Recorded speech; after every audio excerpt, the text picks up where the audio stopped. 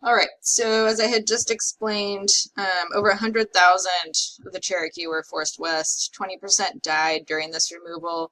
And then when they got to Indian Territory, there were problems there as well. Many groups didn't get the rations or supplies they were promised. Many didn't get the land they were promised. And there's also trouble because, this Indian Territory that they designated already had Native American people living in there.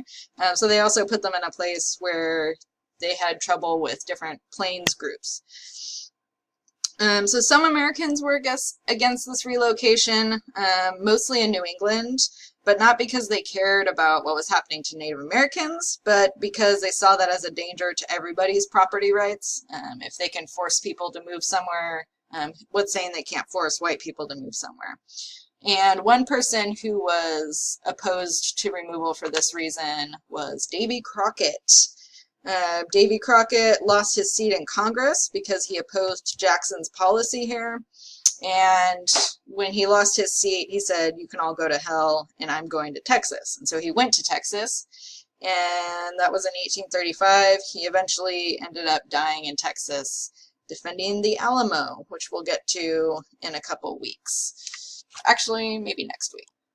So this is the last thing I want to leave you with here, is the concept of manifest destiny, which, is all taking place at this time.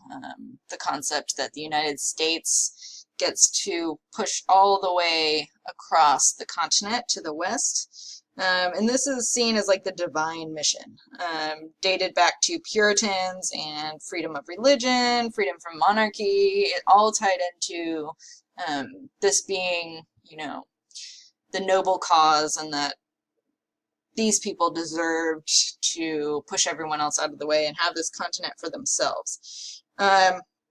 So they're kind of hoping for economic power from coast to coast. And this involved widespread racism in a couple different ways. So for one, Indian removal policies, but also the extension of slavery and then segregation as well. And when when the Native Americans were dominated, after African Americans, they've been dominated for a while here, Mexicans were next on the list. And so in one newspaper, this is a quote that Mexicans must amalgamate and be lost in the superior vigor of the Anglo-Saxon race, or they must utterly perish.